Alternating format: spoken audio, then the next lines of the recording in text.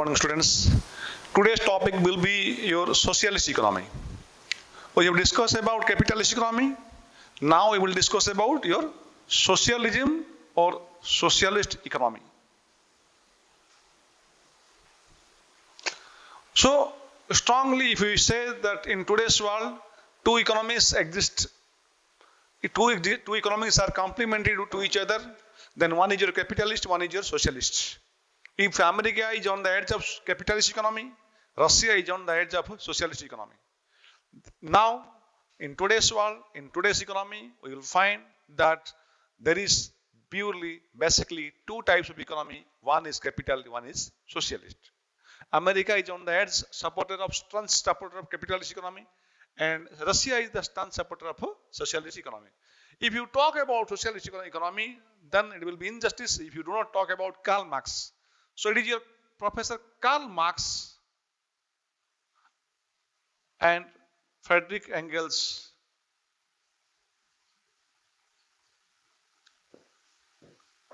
They are the persons who have actually popularized the concept of socialist economy. Socialist economy, the name tells itself. If you look at the name socialist, means it itself tells the resources are owned by the society or the government. So, socialist economy is that economy where the resources are owned, the resources are belonging to the state, resources belong to the government rather than the private individual. The name itself tells, the name itself indicates that socialist economy is that economy where the resources are owned by the government. Now, it will be interesting to discuss about socialist economy. Socialist economy, if you discuss about socialist economy, then it will be more interesting if you know something about capitalist economy. What we have discussed? We have discussed that in capitalist economy, all the resources are owned by the private individuals. There is no role of the government. Government cannot involve, government cannot interfere in a capitalist economy. But on the other hand, when you talk about socialist economy, in a socialist economy, government is all in all. All the resources, all type of resources, all type of things are being controlled, managed, and owned by the government, we can say. Directly or indirectly, we can say all the resources are owned by the government. So, socialist economy is that economy where the resources are owned by the government, resources are owned by the community, or resources are owned by the society. We can write. I have given you three terms: government, community, society. They represent the same thing. You talk about government, you talk about community, you talk about society. All have same meanings. The resources in a socialist economy are being regulated by the government or community or society, unlike your capitalist economy. Because in a capitalist economy, the thing is different. In a capitalist economy, the resources are owned, controlled by the private individuals. Government have a very limited role to play in a capitalist economy. Talking about the countries referring to socialist economy, Russia is there. Russia is there to first start about socialist economy. The economic model of Russia is known as socialist economy, and I can surely say the countries belong to the East European countries are most probably favoring the concept of socialist economy, where government is playing a much role. Government has to play the entire decision-making roles in a socialist economy. This is the starting or the introduction part of socialist economy. Now we will move to a discussion regarding that features of socialist economy. We can write collective ownership.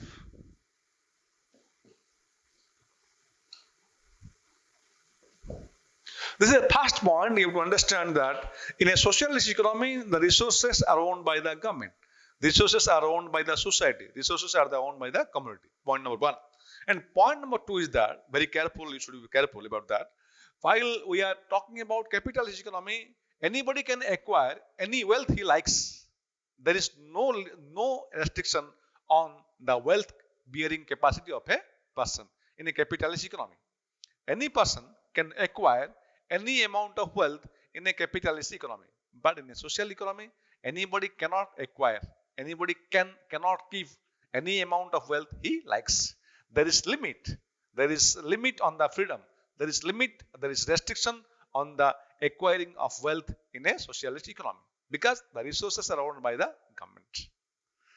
In a socialist economy, as the resources are owned by the government, you cannot keep your wealth beyond a limit. You have to keep your wealth within a limit. But in a capitalist economy, you can acquire wealth as you like. There is no limit on that. There is no restriction on that. But in a socialist economy, you cannot keep your wealth beyond a limit. The state is there to impose a restriction. The state is there to put a check. The state is there to put a limit on the wealth that you acquire. Remember 2 points very clearly. In a socialist economy, resources are owned by the government, whereas in a capitalist economy, resources are owned by the private individuals. Point number 2, in a socialist economy, you cannot acquire the wealth as you like. In other words, government will impose a restriction on the wealth of an individual, but in a capitalist economy, government cannot put any restriction on the freedom of wealth by the individuals. So this is the main point you have to understand. Then coming down to next point, we can write that economic, social, political equality. You have to remember one thing is that when you talk about socialism is a pure concept that centers about equality. When you talk about socialism, then you should talk about equality. Socialism and equality go side by side. They coexist each other. They are the two very supplementary terms. Where you will find socialism, there is equality. Where you will not find socialism, there is not equality.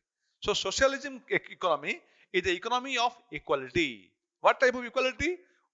This society, this economy can guarantee you economic equality. What do you understand by economic equality? Can you tell that? What do you understand by economic equality? What is the meaning of economic equality? That right equal wage for equal work. Equal wage for equal work is a kind of thing of economic equality. Social equality, all are equal in the eyes of law. Social equality is telling you that all are equal in the eyes of law. Nobody is a minor, nobody is a major. There should not be any type of discrimination on the ground of religion, sex, birth, like that. So this is the meaning of social equality. If you talk about political equality, then all persons should have the right to vote and all persons should have the right to contest the election. This is the actual meaning of political equality. So, in a society of socialism or socialist economy, the state, the government guarantees you economic, social and political equality. But this equality cannot be guaranteed in a capitalist economy. All the types of equality cannot be guaranteed in a capitalist economy. But all this equality can be guaranteed in a socialistic economy. Because it is the responsibility of the government to maintain all type of equality. Number one is your economic equality. It is the responsibility of the state to decide that equal work should be equal pay for equal work and all should get equal opportunity in matters of public employment. Point number 2 is that I am talking about a part of economic equality. Economic equality implies all should get paid for equal work. Equal pay for equal work. Point number 1. And number 2 is that all should have equal opportunity in matters of public employment. When you talk about government employment, when you talk about public employment, all should have the equal opportunity in matters of public employment. This is the one more implication of economic equality. If you think about social equality, it means all are equal in the eyes of law. Nobody should be discriminated on the eyes of law. There should not be any type of discrimination on the ground of religion, caste, birth, like that. That is the meaning of social equality. When you talk about political equality, it means right to vote and right to contest the election should be enjoyed by all. All citizens must have the right to vote and right to contest the election. So, all this type of equality can be ensured in a socialistic economy. This is the point number then we can say that planning. Planning is important part of socialist economy. We have told that discuss about capitalist economy. In capitalist economy, we have not given importance to planning, but in socialist economy, we have to anyhow give importance to planning. Planning may be centralized, planning may be decentralized. The planning may be centralized, planning may be decentralized, but planning must be there in a socialist economy. Socialist economy cannot go without any plan. There must be authority to direct. There must be authority to direct how the country will try to achieve the economic growth or economic development. Without economic planning, socialism is purely meaningless. But economic planning is not a feature of capitalist economy. It is not a mandatory feature of capitalist economy. But economic planning is purely a feature of socialist economy. There is a central authority. He will decide about the planning system. He will decide about the central problems of the economic system, what to produce, how to produce, and for whom to produce. It is the planning that will decide. It is the responsibility of the planning that will decide for what to produce, how to produce, and whom to produce. I told you, we have followed. Russia is the example of socialist economy. In Russia, there is planning is there. And India being an example of mixed economy, I told you that. India is an example of mixed economy. India is a country where you will find both the features of capitalist economy and socialist economy. So, as we are a part of social economy, we have followed Russian model and also we have introduced Indian planning in the year 1951. We have started our 5-year plan in 1951. I am talking about Indian economy. I am taking your topic towards Indian economy because Indian economy is not a socialist economy, but Indian economy is a part of socialist economy because it is a mixed economy. We have followed the Russian model, and by following the Russian model, we have introduced our planning system. And planning is there to decide what to produce, how to produce, and for whom to produce. It will decide actually what is the objective of our planning system, what is the level of investment, what is the share of investment that we will divert towards agriculture, what is the share of investment that we will divert for industry, what is the share of investment that we will divert for different service sectors. So it is a planning system that will entirely decide the course of action towards our achievement. Without planning, your state, your government cannot control the economic system.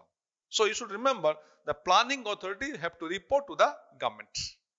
The planning authority have to report to the government, and on the basis of the report of the planning authority, government will execute all its activities. There should be a proper coordination between the planning authority and the government authority. Planning is there to decide everything. The share of investment in agriculture, the share of investment in industrial sector, the share of investment in service sector, everything will be decided by the planning authority, and the report will be submitted before the government for further action. So planning is there. Planning plays a very big role in a socialist economy. Next to planning, we can say big role or a positive role of the government.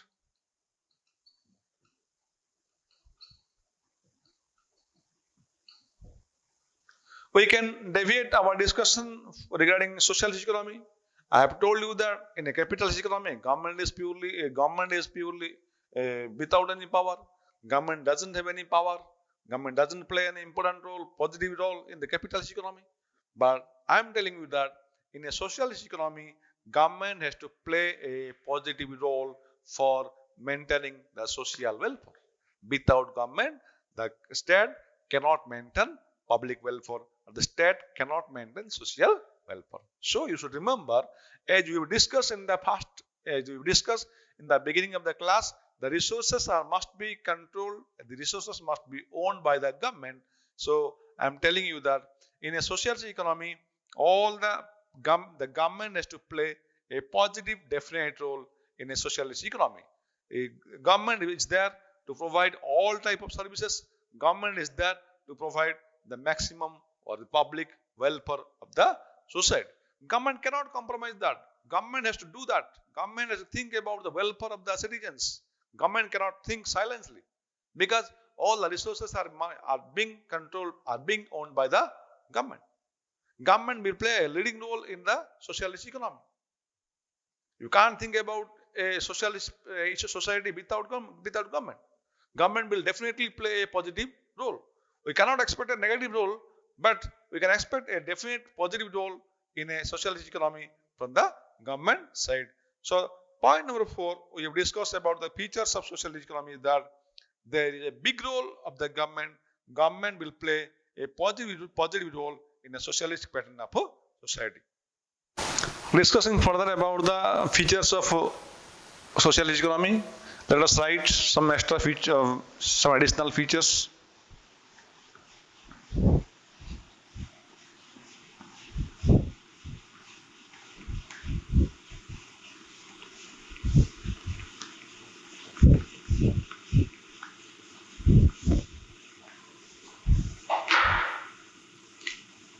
So you can write features of socialist economy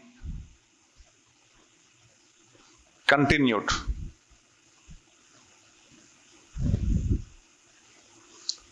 We have almost discussed about the 4 features of socialist economy. We will discuss about more, that is your no competition.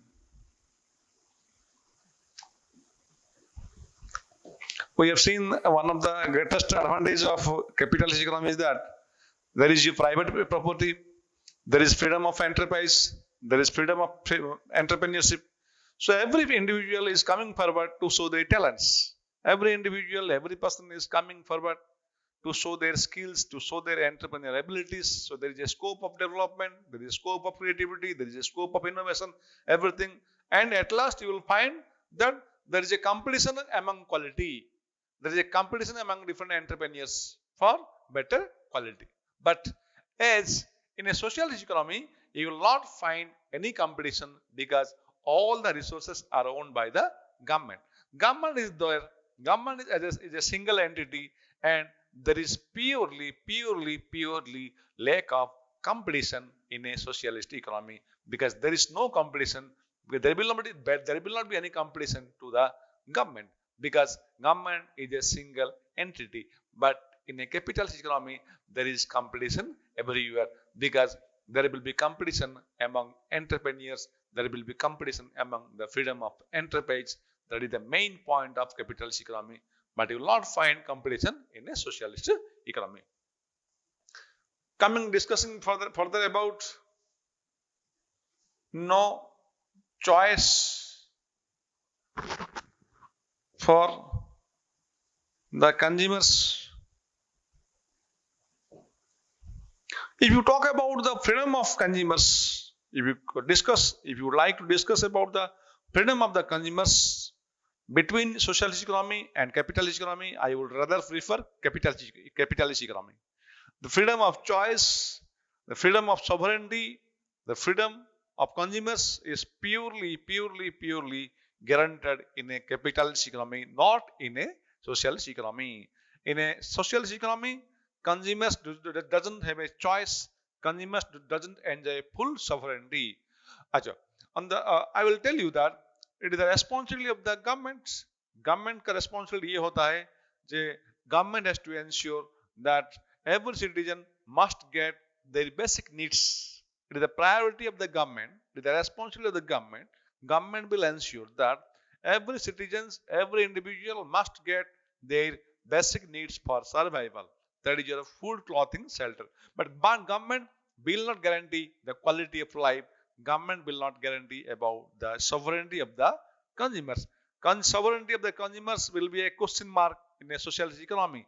The choice of the consumers, the freedom of the consumers is very limited in a socialist economy. But if you talk about capitalist economy, then wherever you go, there is full freedom for the consumers.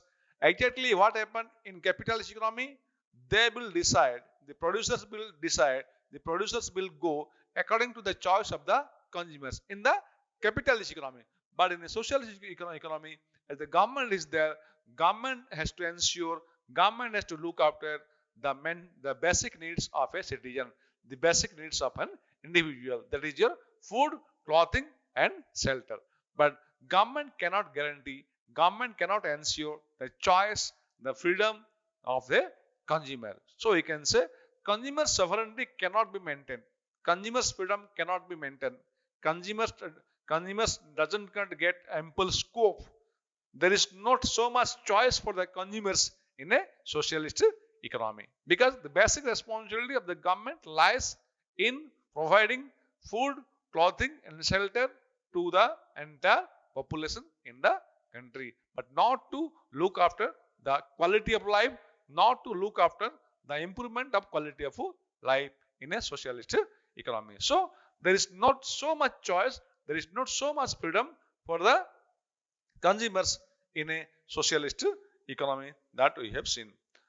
One of the biggest advantages, we can say, one of the biggest feature of socialist economy, I can say that equal distribution of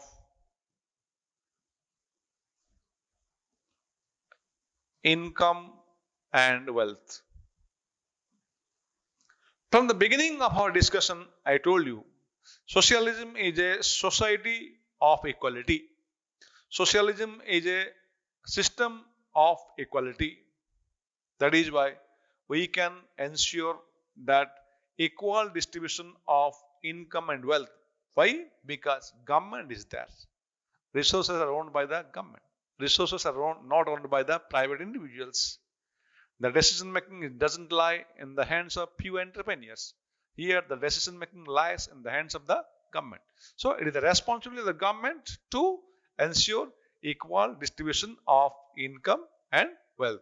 Sometimes we may not succeed to 100%, but the prime responsibility of the government is to ensure, is to maintain equal distribution of income and wealth. This is the hallmark feature of socialism. This is the one of the biggest feature of socialism, because without this feature, socialism, the concept of socialism will be purely tasteless, will be purely an incomplete one. That every socialistic society, every socialistic government pattern tries to maintain equal distribution of income and wealth. Actually, the thing is that due to government is providing everything, due to government is taking care about the individuals, government's responsibility lies that government has to maintain the equality between rich and poor. Government has to ensure that there must not be any type of severe inequality regarding income and wealth. There is not we can't say that there is 100% equality regarding income and wealth, but it is the responsibility of the government, it is the duty of the government to reduce the inequality of income and wealth between rich and poor, and to establish a society of equal distribution of income and wealth.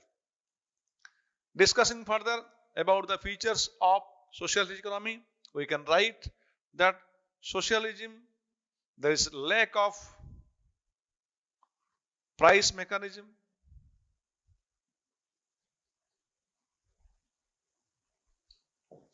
The concept of price mechanism assumes significance when you talk about capitalist economy. Price mechanism is not a feature of socialist economy. Rather, the socialism believes in the principle of administered price. Remember what the word is, that is your administered price. That is called administered price. So, what do you mean by administered price? The price set by the government. In simple, the meaning of administered price is that the price set by the government. Look at the difference between socialism and capitalism. In capitalism, the price is determined by the market. In socialism, the price is determined by the demand and supply forces in the market. But in capitalism, the price is determined by the market demand and supply forces. That is why you can say in a capitalist society, there is a price mechanism is there. But in a socialist pattern of society, price cannot be determined by the market forces. Rather, the price is determined by the government, and the price which is determined by the government, it is actually called the administered price or regulated price or controlled price. Once I am repeating, in socialism, there is purely lack of price mechanism that is a feature of capitalist economy. We have seen that price mechanism is a feature of capitalist economy, where what you will find that in a price mechanism, the price of a thing, the price of a commodity is decided by the demand and supply forces. But when you come to socialism, when you study about socialism, actually the price is not decided by the market demand and supply conditions. Rather, the price is decided by the government because the resources are owned by the government. That is why the price which is set up, the price which is set by the established by the government, that is called administered price. Look at the difference. Price mechanism in capitalist society and administered price in a socialistic society, because the price is purely controlled and managed by the government, that is purely set up by the government, because government has to look after everything. That is why you will not find the concept of price mechanism in a socialist economy. Rather, you will find that is a government has to resort to the administered price in a socialist economy. So we have discussed about that various features of socialist economy. We have continued our discussion and we have focused on the various features of. I've told you that no competition is there. I've told you that consumer sovereignty is not there. I mentioned about equal distribution of income and wealth, and there is lack of price mechanism. Last feature I will add one more feature, that socialism is purely a society of social welfare. At the end, government has to ensure public welfare or social welfare. This is the hallmark feature of socialistic pattern of society, because it is the responsibility of the government that at any cost it has to maintain public welfare, it has to maintain the social welfare.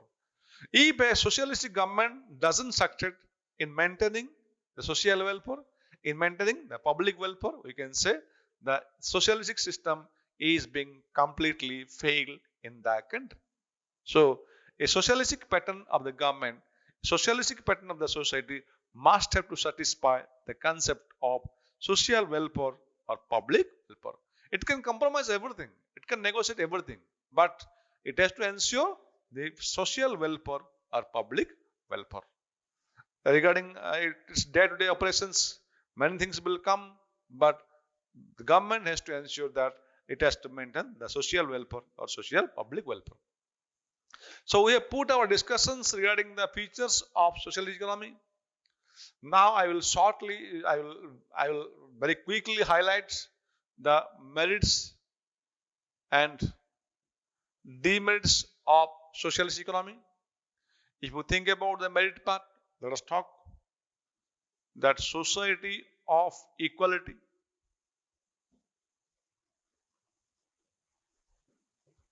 If you talk about the merit of the socialism, I am telling you that it is a society of equality. It is one of the greatest merit that we have seen, because in capitalist society you will never find a society of equality. That is the society of inequality. The capitalist society is the society of inequality. But one of the greatest merit of socialism that it is the society of equality. You can expect equality in the society. Coming back to next point, we can see that. So we are discussing about the merits and demerits of socialist economy. I think it is better to write down first the merits and demerits, then I will tell you point by point. So let us write. I will put it down on the board.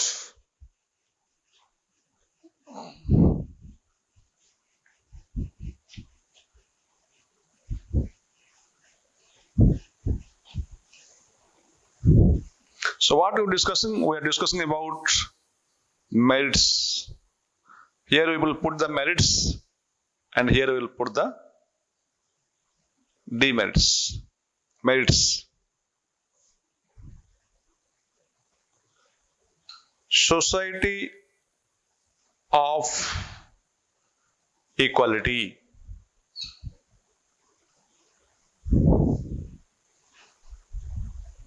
rapid economic development and balanced development and economic stability, more flexible economy, then no exploitation and class struggle and social welfare activities and four-sidedness. So almost I put the merits of the socialism. Let us talk one by one.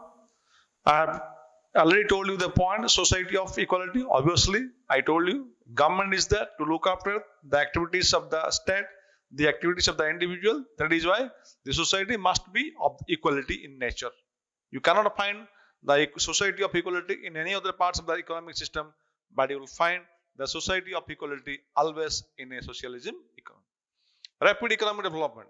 If the state is owning all the resources, if all the resources are lying in the hand of the government, then there is much probability of rapid economic development because there is no individual interest.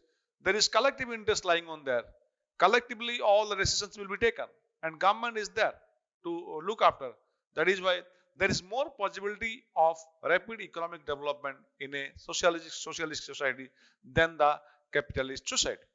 Balanced development. This is actually one of the biggest advantage of socialism is the balanced development. First of all, you should understand balanced development. What is the meaning of balanced development? Development among all areas. Development among all regions is called balanced development. It is not the lookout of some individuals. It is not the lookout of some entrepreneurs. That is why they cannot focus their development on some particular area.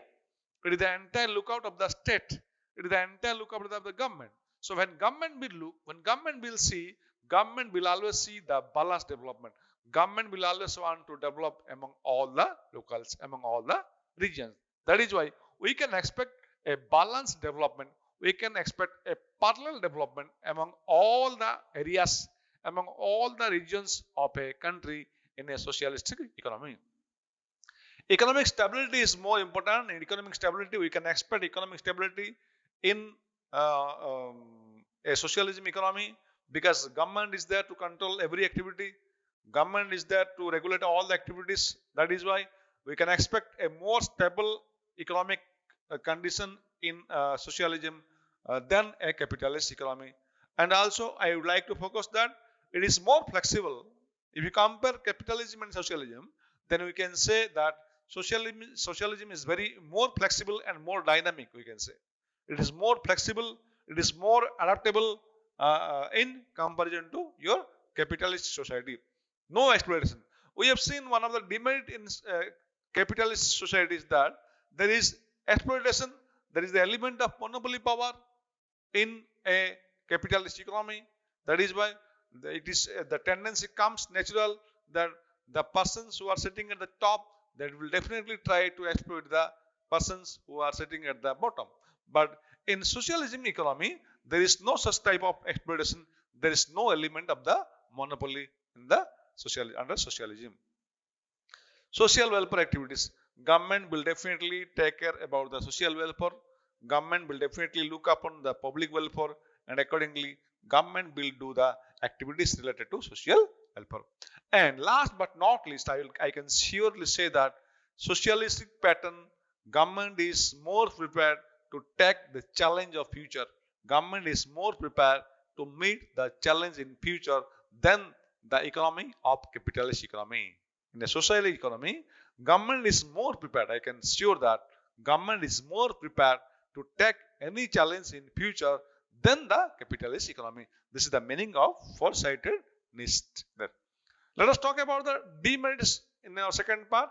We will discuss about that. While writing loss of personal liberty,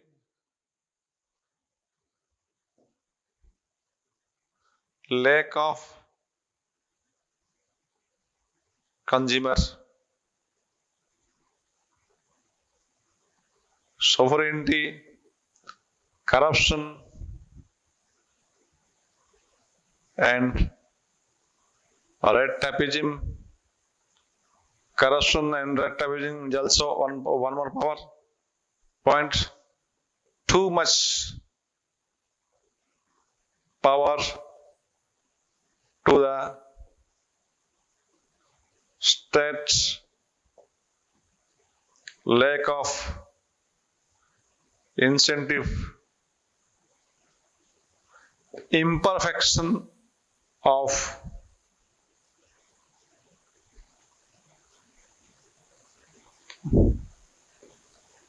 planning system. So let us discuss about the last part, that is your demerits of capitalism and socialism economy. Loss of personal liberty. We have seen that in capitalist economy, private property is there, private enterprise is there, private freedom is there. That is why the private entrepreneurs always come forward and they develop a style of economy. But you will not find that type of personal liberty there. In the beginning, I told you that in a capitalist economy, a person can acquire the wealth as one likes. But here, you cannot acquire the wealth beyond a limit. Government put a restriction. Government put a limit on your wealth. That is why there is no personal liberty under socialistic society. Number two, lack of consumer sovereignty. It is the responsibility of the government to ensure basic needs, not the entire lifestyle. So, government will ensure the availability of basic needs like food, clothing and shelter to the common people. But government cannot decide about the sovereignty of the consumer. Government cannot fulfill the demand of the consumer. Government cannot meet the test. Government cannot meet the actual the different requirements from time to time of different consumer. Government will completely fail in meeting the demands of the consumer. And we can say, as government is the part of the system, everything lies in the decision of the government. Corruption and red tapeism are bound to be there. There will be political interference, and we can expect that there is surely government will definitely there will be corruption and red tapeism everywhere. We have seen that. We are repeatedly saying that in a socialist pattern of society, government will decide everything. Government is powerful. Resources are owned by the government. So some economists are arguing that we are giving enough power. We are giving much power than required. We are giving so much power to the government actually what is required. We must limit the power, but rather in a socialistic economy, we are giving much power to the government in a socialistic society. We should not give such much power. We should control that power, but rather we have given much power to the government in a socialistic pattern of society. It is being argued that we have given too much power to the government in a socialistic system. And we've seen that lack of incentive, as freedom of enterprise is not there. You just understand, very important point. As freedom of enterprise is not there, as scope of entrepreneurship is not there, actually there is the lack of incentive. People will not come forward to develop any creativity, to develop any innovation. That is why there is lack of incentive. And we have been repeatedly telling, we have been challenging that socialistic pattern of society, socialistic economic system is more improved, more advanced, superior than capitalist on the ground, that due to the central or decentralized planning system. But the critics of capitalism, the critics of socialism, they have pointed out in every system, in every socialistic pattern of society, nowadays we cannot expect a perfect planning system. Rather there is a lack of perfection, and now they are suffering from imperfection of our planning system. I am repeating the point once again. As you are stressing, as you are putting that the planning system working in socialistic society is one of the distinctive feature, because in capitalist economy there is no planning system. But the critics of socialism, they argue that in socialistic economy, planning is not being perfect. Planning is not working perfectly. There is purely the imperfection of planning system. So this is the overall discussion about our socialistic pattern of society. We have introduced our classes by saying that socialism is a pattern of society where the resources are owned by the government. There is no profit motive at all. Resources are belong to that government, and we have seen different features of socialism, and also we have discussed about different merits and demerits of socialism. So we have come to the entire complete discussion of socialism. Thank you.